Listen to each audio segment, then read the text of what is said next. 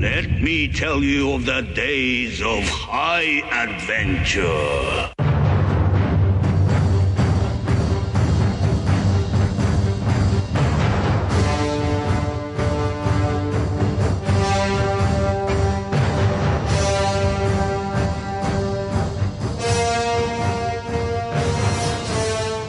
Hey, what's up, everybody? I'm John. And I'm Kevin. And this is 6 Degrees of Schwarzenegger, the podcast where we take a long, hard look at some of our favorite action movies from the era of Arnold. Schwarzenegger is the icon of the genre, and we're taking a deep dive into some of these 80s and 90s cult action movies and breaking them all the way down.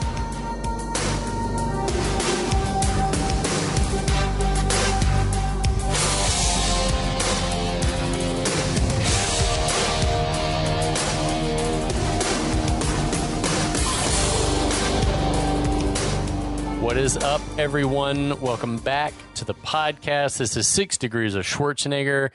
As you heard in the intro, this is John and Kevin, and we're very glad that you're back with us. Kevin, I'm glad to see you. I'm happy that we're both back. Yeah, definitely. What are you sipping on? We're drinking that Dickel.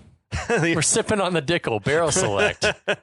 It's tasty. And it's delicious. It's little Tennessee whiskey. Yeah, it puts me in the mood for this movie that we're talking about particularly, just because it seems like in every other scene, which is just chocked full of 80s excess and like businessmen in suits in backdoor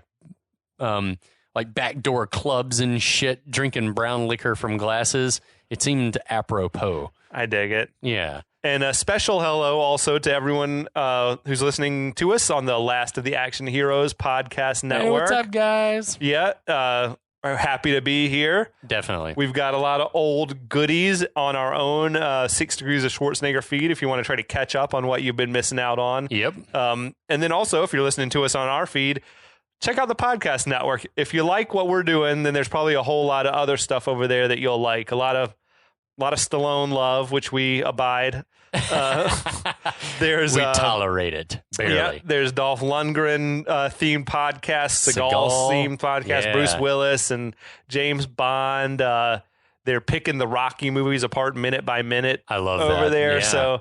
So yeah, if you got more spare time after you're done listening to us, check out the podcast network because they're awesome. Got nothing but time. So speaking of great. And by great, I mean mediocre, acceptable 80s Arnold vehicles. Yeah. This is a series. This is the third part of our series of 1986's Raw Deal. Just by the very nature of Arnold's presence in the film, it elevates it. Yeah. Beyond, if this was a Charles Bronson movie or some shit like that, or Chuck Norris or whoever else was trying to kick ass and failing. I can imagine with Charles Bronson or Chuck Norris, this movie would just immediately look cheaper. If Charles Bronson had been like the Harry Shannon character or something, that could have been cool. If he had been awesome. Like a supporting, like a passing the torch. Right.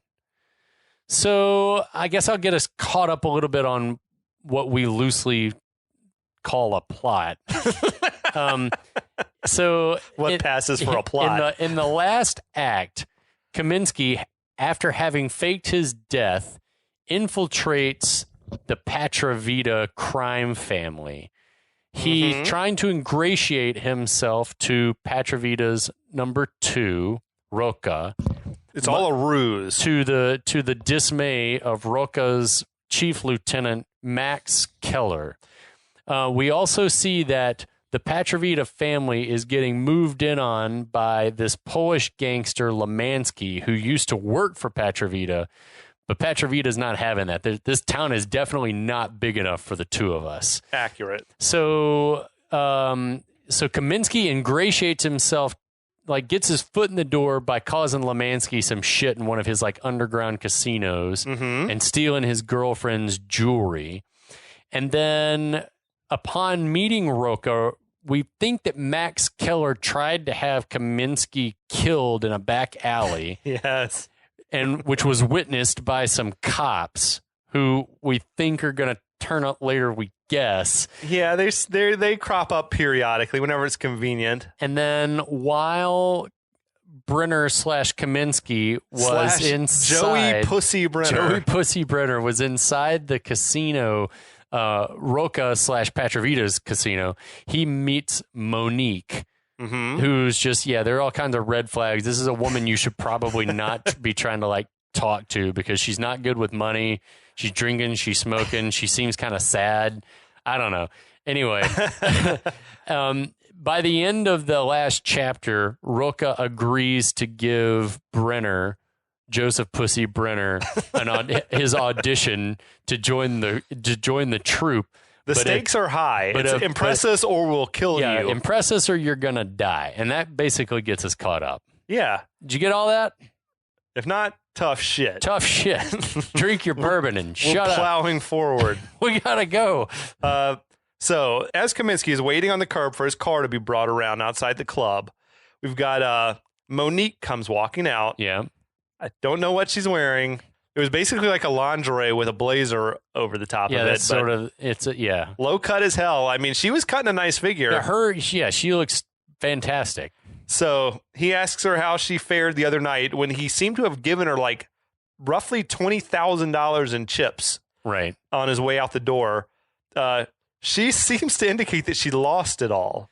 I'd probably stop talking to her, right? We're talking big time red flags, like fucking degenerate gambler. You lost $20,000? Like in the span of a day or two?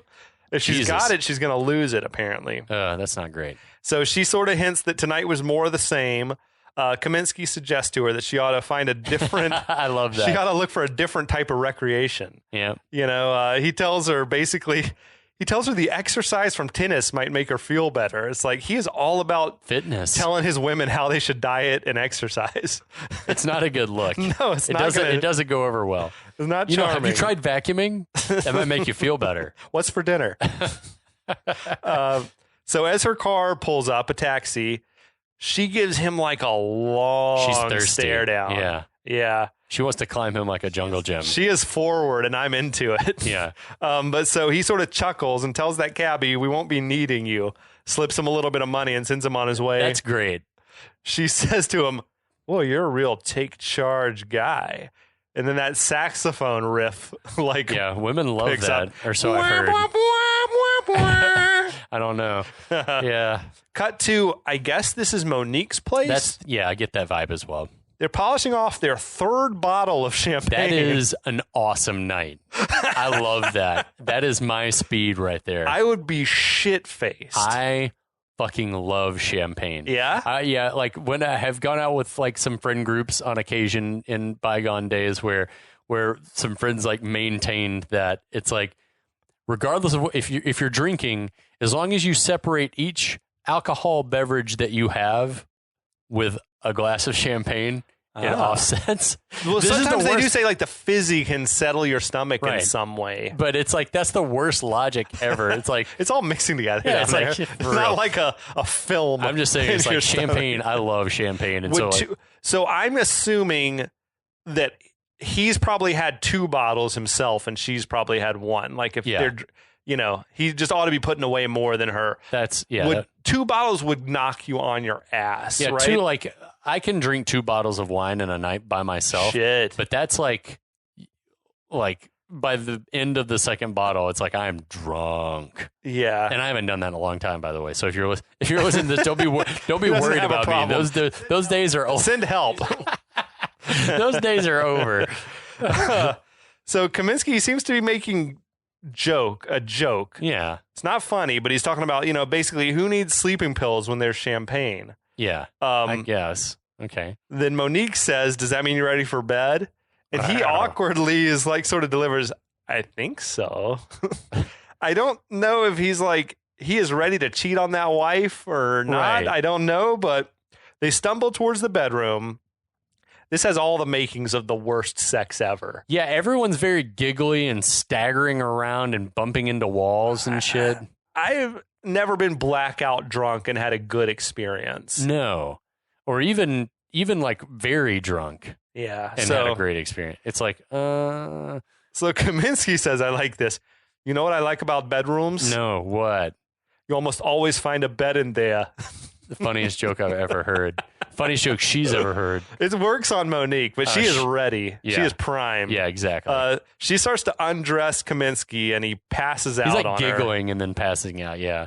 Her reaction to his physique seemed about right. Yeah. She's like, oh my God. When she took You're his all shirt swollen. off. Are you allergic to something? You look like you're ready to explode. Man, the thud of his head hitting the shelves behind the bed was a good comedic. comic, like a good comic moment. Yeah, she's disappointed that he's passed out, but she like gets him into bed and like throws his feet up there. So do you think, okay, was it real or was he faking it so he didn't have to cheat? I think Or do you think that was a legit, I'm this drunk and I passed out? I think he's faking it. Me too. Yeah. I'm with you on that. Okay. I think that Arnold is superhuman and metabolizes alcohol so fast that he's like, he can't get drunk. It was like they said of Andre the Giant. Yeah, he could Like just he drink drank and drink and 100 drink. beers and he just never got drunk. That's the life. I guess. No, I'm just kidding. That's It's an not the expensive life. That would be terrible. So as Kaminski is like snoring loudly in the bedroom, we got Monique. She's on the phone out in the room, sort of rooting through Brenner's pockets. Right. She's reading off numbers on different forms of ID, including his passport. Why the fuck is he carrying his passport around? I don't know. Okay. This is a shady bitch, though. Yeah, for She's real. Shiesty. It's very, very weird. So she's feeding the information, all of his details, to someone on the phone. Kaminski now, he pokes his head out of the bedroom, still sort of making those snoring noises, which that makes me think, yeah, he was faking it, right? Yeah, totally. Monique is verifying that her recon work has wiped out $1,000 of her debt. Yeah, $1,000 worth of dirty work done just now. Uh-huh. So she hangs up. Brenner ducks his head back in the bedroom. Right. It reminded me a little bit of in that This Is the End movie when Danny McBride is like eavesdropping. He's like, I hear everything. It's just like I wanted him to say something. Yeah. So I hear you. Cut to Patrovita is on the phone with somebody having a coded conversation about the whereabouts of some missing keys that he needs to fix a broken water heater. Yeah, apparently the call does not go like you want it because he's like furiously slamming the phone down. It's the worst coded message I've ever heard. Right. Like, what the fuck is he, a plumber? Right, I guess He's that's what it's taking supposed calls himself with his penthouse office about broken water It's heaters? so stupid. He doesn't take that call himself. I don't care. No. It's so stupid. Yeah. I wonder if it's like, Wanamaker was like, I want to say more of these lines myself. he's the worst mobster I've ever seen. He's personally making calls from his own office. Mr. Patrovita, why were you calling this law enforcement person? This is your listen to the tape. I just needed to ask about some missing keys so I could repair his water heater. Yeah. Like, you can't be making this call from your own office yourself, presumably to this guy's like own house or whatever. Oh man. But so an angry Patrovita, he slams the phone down. He tells Roca, we gave $1 million to our mole, to give us the location of that informant that we Marcelino. killed back in the cold open. So now he's playing dumb about the impounded money and drugs. Mm-hmm. Roca says, well, maybe the mole just doesn't like what Patrovita's got planned. For the picture that Harry painted of Roca seems like a very sensible guy. Yeah. Harry's like, he's a bloodthirsty killer who killed for no reason, but Roca's like the only person in the movie that's got some sense. Yeah, that's more like the goon Keller is the just the maniac. Right. Anyway, maybe they added another character into the mix. Yeah, you're in a later draft right. or something. But so Patrovita, he says it doesn't matter because the mole is in it too deep to get out now. Right. Roca continues to try to talk him out of it, but Patrovita's got his mind made up, basically. I feel like there was such a missed opportunity here when I'm watching it as a cold viewer, I was thinking, like, oh, Roca's secretly working against Patrovita. Like, he's probably working with Lemansky to try to undermine Patrovita or something, because this guy's out of control and he needs to not be in charge anymore. Like, but this movie didn't have that sort of complicated thoughts on its mind, I don't think. No. Now, cut to Kaminski and Keller. They're rolling up to this bar, Kinks. It's like a gay club. Right. There's a drag show going on stage, a lot of mingling in the crowd. I love it. They roll up, ask the bartender, where is this dude named Metzger? Yeah, we need to see Metzger, please. The bartender's no help. Man, Kaminski never not smoking a cigar. Oh, yeah. So they survey the scene here in the club. Keller spots, I guess, Metzger. The Metzger guy, yeah. He tries to run. They chase after him, chase him upstairs. As they run off, the bartender makes a quick call, we're worried about this situation, and makes a phone call. Oh, did he make a call? Yeah. Okay, maybe to the police? Yeah, I think that's why. All right, that makes some later shit make sense. So they burst into this dressing room. It's filled with half-dressed drag queens. This is your nudity. This topless drag queens. See, I think this movie, this is a little outside the box for this type of flick. Yeah. Right? Normally it would be a straight up strip club, and this would be another chance for some gratuitous nudity. But this movie is zigging when you think it's going to zag or something. I'm into it. I like it a lot. Now Keller grabs Metzger, tells him he hears that this guy's been giving money to Lemansky. Right. The guy basically says, look, Lemansky said he's going to burn the place down if I don't pay him. And Keller's roughing him up. I love the moment he knocks him into the counter and a drink spills on Keller, and then that makes Keller extra mad. Yeah, Keller's going to fucking kill him. Look what you did to me. Yeah, he pulls a switchblade. He's ready to kill the guy. He steps in. He takes charge. I think clearly trying to avoid a more violent outcome. Keeping him away from Keller. Kaminski, he grabs the dude and he slides him down the whole length of the vanity there, and he throws some red liquid on the guy's face. I don't know if it's nail polish or lip liner or what. I don't know. He basically tells him, he shows his face in the mirror, and he tells him, this is what you're going to look like when you're dead, and stop paying Lemansky. Then Keller leans in. He says, when I burn this whole place down, you're going to be inside, pal. Cold-blooded. They kind of work well together. Yeah. This duo, I thought. Yeah, I thought so too. They played well off each other, with some good two enforcers finding their rhythm. I kind of wish that there'd be an Arnold Schwarzenegger, Robert Davi movie. They'd be great together. Now, as they're leaving, though, clearly Keller was not happy. Yeah. He says, get in my way again and I'll kill you. And then Kaminski says, I hope you're not your mother's only child. Another kind of just shitty one-liner. Yeah. Is it because I'm going to kill you and then your mom will be sad? Is that what it means? Let's just say that D'Souza was not in the writing room whipping up the one-liners for Arnold. The jokes land at a pretty low rate in this movie. But it's mostly Arnold's jokes that land flat. A lot of other people have great lines. I think he loses his rhythm. He had some good ones, like when he was driving that tow truck earlier, and he's like, oh, thank you very much. Can you please move out of the way there? When he's being a little doofy, it works, but it's there's a lack of kiss-off lines in this movie as well. Yeah, it doesn't have the Arnold vibes that we expect, I guess, the commando vibes. Right. I like this as they're leaving, the drag queens are tending to the battered club owner. Yeah. And there's that kind of coffee talk accent. Mr. Metzger, are you all right? I don't like that Schwarzenegger is shorter than Robert Davi. Right. That just, he's supposed to tower among those around him, but you cast another tall guy with him, and all of a sudden he seems normal size. Just seems a regular guy. So back on the dance floor of the club, Keller and Kaminski, they bump into the cop. Yeah, Baker's back. Baker's there. He says, we got a call. There was some trouble brewing. They were there quick. Yeah. They probably had the place staked out, too. They're probably following around fucking Keller. That shit would make more sense, right? That we were tailing you guys. Yeah, exactly. They're tailing Keller.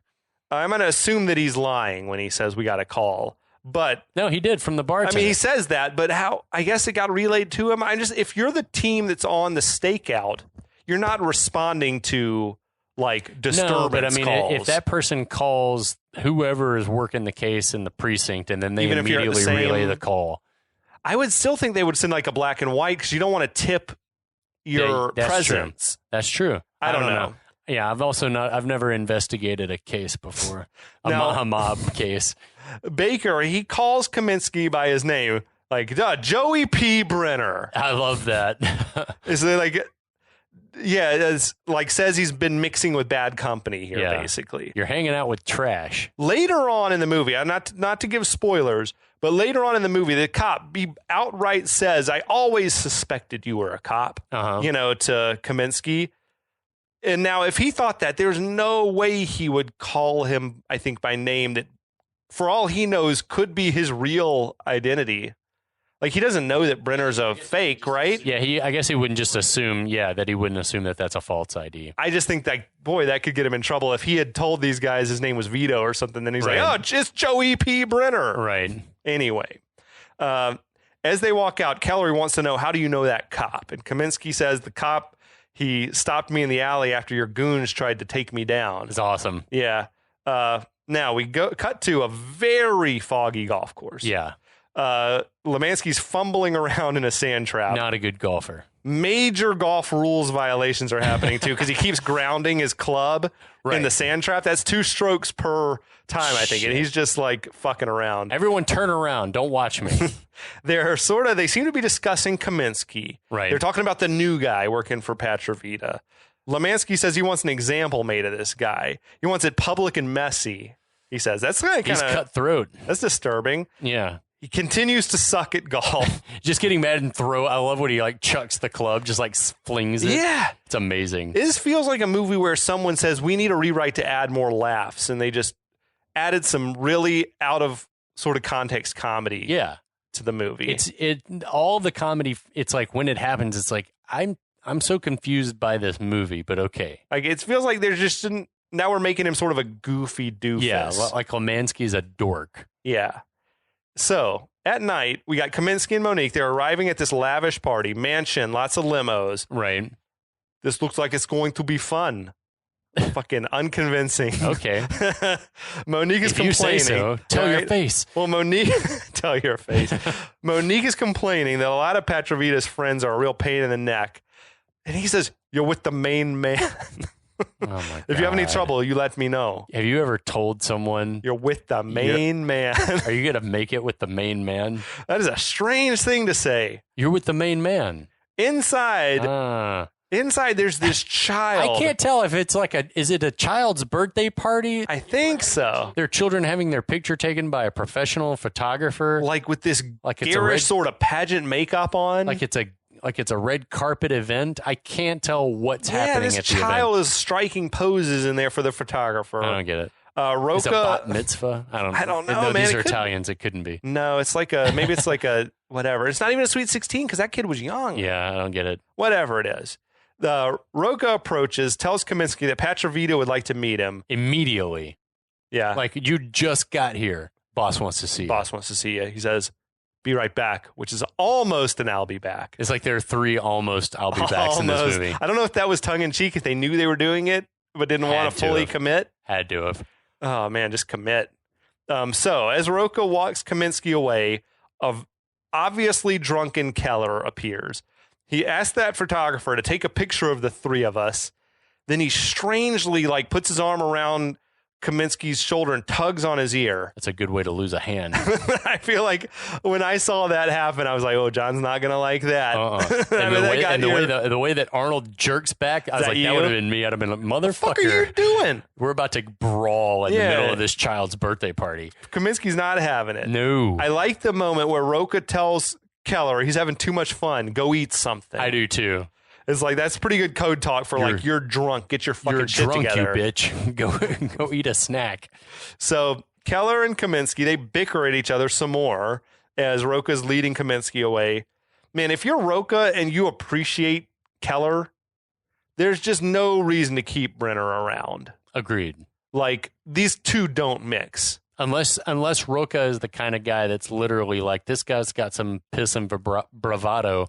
He is somebody that I can use for something. He's fearless, I guess. And then if he dies, I don't care. I should also say, because I think we use Brenner and Kaminski interchangeably, right. We should remind us listeners, those are the same person. That's both Arnold. That's like Brenner is his fake identity. Right. It's his double, his second triple of 3 identity or whatever the fuck is going on here. Now, Kaminski and Roca, they enter this nice, sort of wood-walled smoking room, sort of office. Yeah. Badass. Patrovita's in there lighting a cigar. Elsewhere, Keller is pushing up on Monique, asking her for information on Brenner, which she doesn't seem to have. Right. Keller's like, "I want you." She's like, "Yeah, we tried Monique, that." Yeah, interesting little backstory. Apparently, Monique and Keller used to be an item. They used to bone. That didn't work out. I got her saying, "You remember we tried that?" And I wondered if it's they tried to fuck, and maybe he couldn't get it up. He's impotent. Could be. There's some things going on under the surface with Keller. He's got inferiority issues. Oh, big time. Yeah. So clearly, it's the cocaine. True. Kills an erection. I don't know anything about that. Nor do I. Now, clearly, I guess it was Keller that had her spying. Yeah. So Keller says, I'll wipe out your debt if you go home with me. Yeah, even more than the $1,000 you were asking for. I'll wipe out I wonder all how your big her debt. debt is. Tens of thousands of dollars. She might consider that deal. But back in the office, Patrovita is more or less doing a job interview. Right. Again, collection of prescription bottles. Right. On his desk. Maybe he's got a prostate issue. Just a strange subplot that didn't go anywhere. Right. Yes, he's got Flonase, or what else has he got in there? What's that shit that you had to for the swollen prostate? He's probably got a heart, He's got blood pressure medication in there. It's probably just all like routine maintenance for an old guy. All sorts of shit that a 70-year-old guy needs. Yeah, exactly. I get it. There's no Viagra at that point, but he's got the equivalent. Yeah. The 80s equivalent. Yeah. Just some sort of methamphetamine. Exactly. So Patrovita, he wants to know why this Brenner guy why you bounced around so much. Right. Kaminski / Brenner says moving around is safe when you don't have a group that can protect you. Yeah. Patrovita wants to know if you've killed anybody before. Kaminski says, yeah. More than one. Yeah, 3. You want names and addresses? I love that the look. Like Patrovita takes this long look at him after he says that, and he's like, smart. I like. Smart ass. I don't. Yeah. Oh, yeah. I love the confidence of an old mob guy, because he kind of sort of came and he got in his face. Oh, yeah. Even though this dude would snap him in half, but he's like, you're not going to touch me. I'm like the Don. Right. Well, if you touch me, you're not going to get out of the house alive anyway. So Kaminski just sort of smirks at this.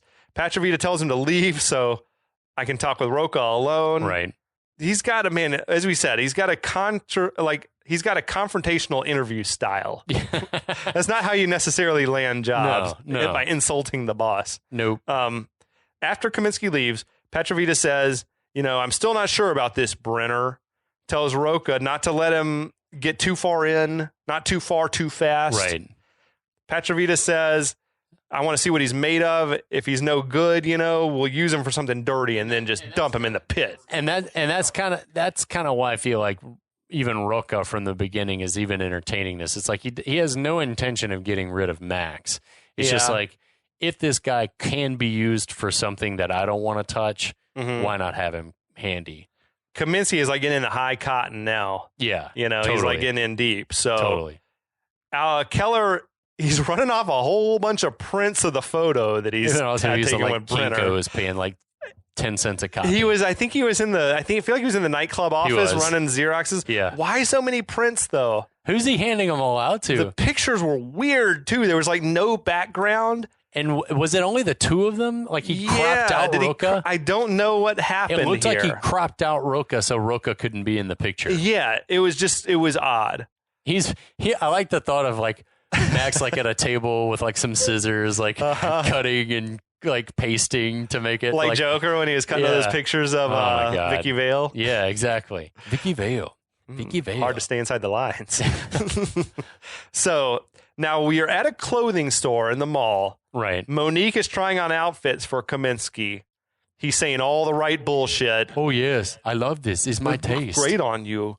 Talking to how much he likes to watch her indecisively try on dresses. Every man's favorite activity. Oh, no, this is fine. I'll sit right here. This is my favorite thing to do. Meanwhile, Lemansky goons are just strolling through the mall and they spot Kaminski. Yeah, they're like eating snacks and stuff. Yeah. So it's like I don't think they were there looking for him. Or maybe they were, but they had been for some time. Like they hit the knew food he was court? at the mall. How? I don't have any. I don't think that's idea. even possible. I'd like to imagine they were just in there to hit the Orange Julius or something, and then it's like, hey, look, it's that fucking guy. I get the feeling that they were tailing him and lost him, maybe lost him, and they're like, let's go to the Sbarro. We'll troll the mall until we find him. We're gonna go hit the Panda Express. Sbarro. Nice.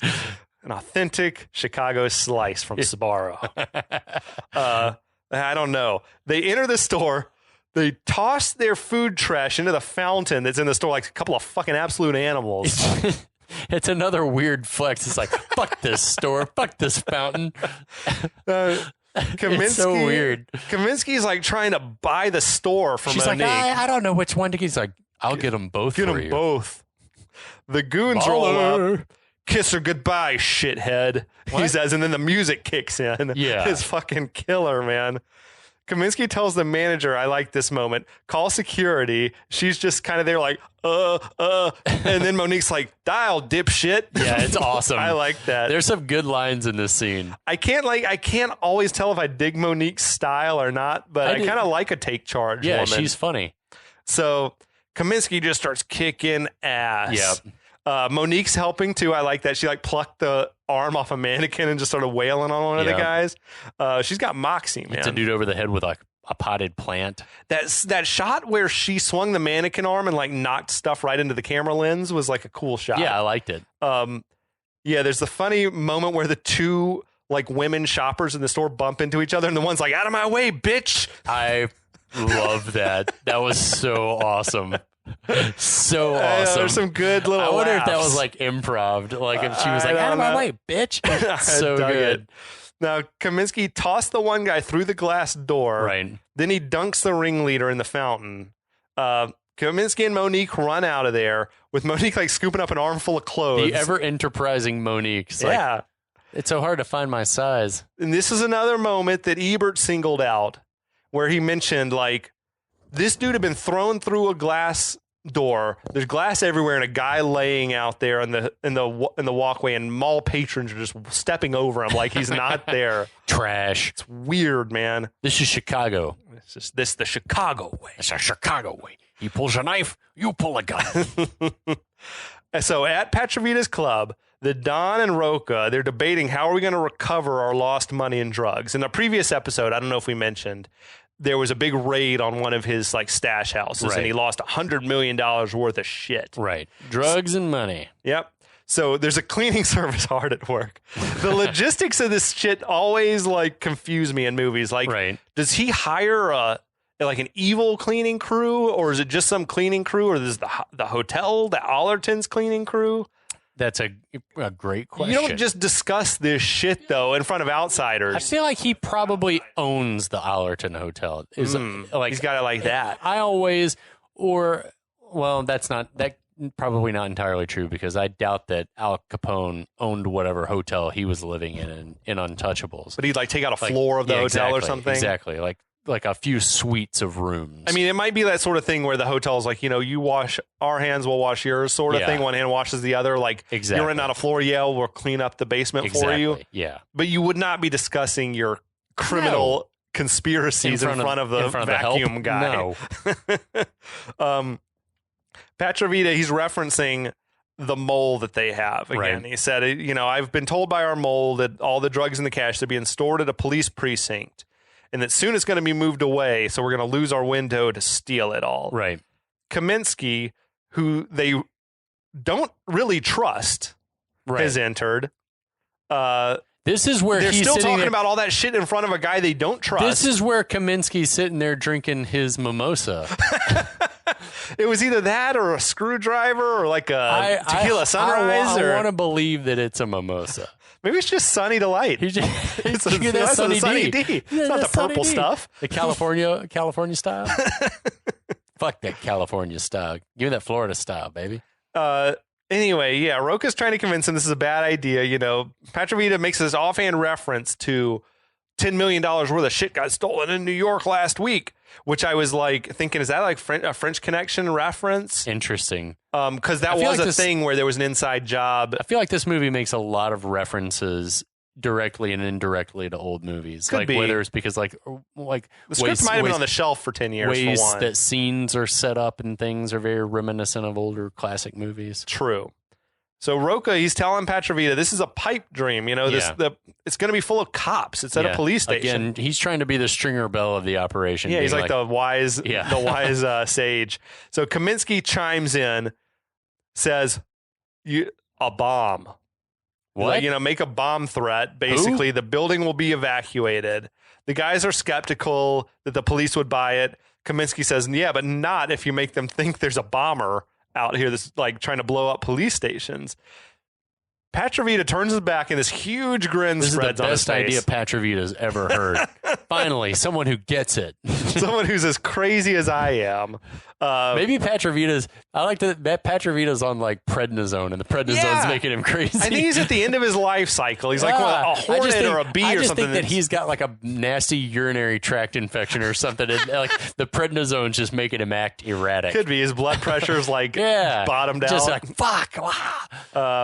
Cut to aggressive. So we cut to there's a couple of guys posing as vending machine stalkers entering this police station. Gotta say the guy, the lead vending machine guy, great actor. Dude, he was selling it. He was like method with his shit. Totally believed him. You guys bigger on potato or corn chips? Guys down at the 6, they're not a big fan of the corn. That's amazing to me. Yeah, he was selling the shit out of that ruse. So good. So the guy, he plants a bomb inside the soda machine. It's like on a can of Fanta or some shit. Yeah, with a 9-volt battery taped to it. And they skedaddle out of there. Right. Driving the Joe Walker Snacks Sales bread van. SNAX. Yes. Of the Tom's company. Tom's representative. So now we got the tense music builds until the bomb goes off. It blows out the windows of the building, but a fairly modest explosion, which I think was the point. Yeah. Later, Harry Shannon, who we haven't seen in a minute, he's surveying the damage with some forensics guys or ATF or whoever that would be. Right. Harry is saying it doesn't appear that the culprit intended much damage. I love him just inviting himself to the crime I like scene. that the guy's like, what the fuck are you doing here, Harry? Like, he's like, you invited yourself here to downplay the seriousness of it. Right. Then, you said the guy is like, points out the obvious. What the fuck are you doing here? And he's like, oh, I'm just here to confirm it's not a case for the FBI. Did you jot down what he said? He's like, I'm just hoping that some half-assed pro-life whale-loving terrorist didn't do this so the Bureau doesn't have to get involved. I meant to take a note down that they're like making fun of Greenpeace. Yeah. It's like on some Ronald Reagan shit, whale-loving terrorists. Who only a fucking hippie would love those whales. How terrorists have changed. Right? Now Baxter enters, and he and Harry start exchanging pleasantries. It's even more strange that Baxter's here. He's like a state's attorney or a U.S. attorney or some shit. It doesn't make any sense that Baxter would be there at all. Or does it? Bum, bum, wah. Anyway, Baxter, he's asking, what's the verdict? The forensic guy tells him, you guys need to get leave so we can work. Harry asks Baxter, how's the Patrovita case going? Baxter, he says, Patrovita, he's going to run out of options before we run out of patience. And then Harry says, I'm already out of patience. Right. He's got like a bad habit of tipping his hand. Yeah, big time. It was the fury inside. Like, I think of him at the scene where his son was dead. I want them all dead. They're dead. It's like, dude, this could be used against you later in court. No one heard that, right? So he's a grieving father. Leave him alone. Yeah.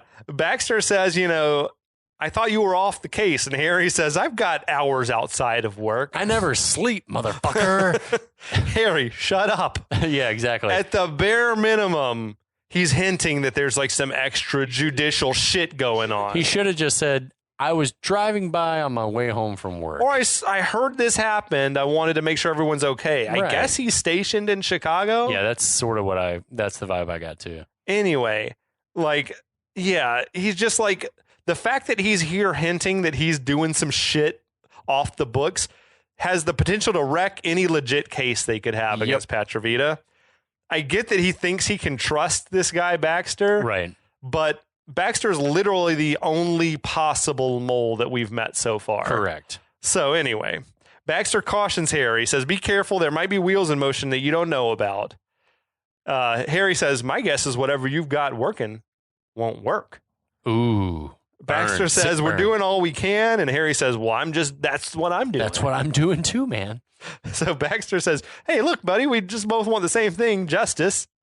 Fuck justice. Which is exactly what you want to hear every law enforcement officer say. It's amazing. I feel like in the real world, when all the dust is settled, Harry would definitely be in jail over what's happening here. 100%. Yeah. You can't do this shit. Well, yeah. You hope. Crimes of passion. You can't. Yeah, this is not how law enforcement works. But anyway, that's a discussion for episode 4. Yes, I think we've wrapped this section up. But we'll be back. A nice, neat little bow. The movie's about to pick up steam. Yeah. So Hold on to your asses. Yeah, next week we'll take you a little bit farther. We'll be back. Once upon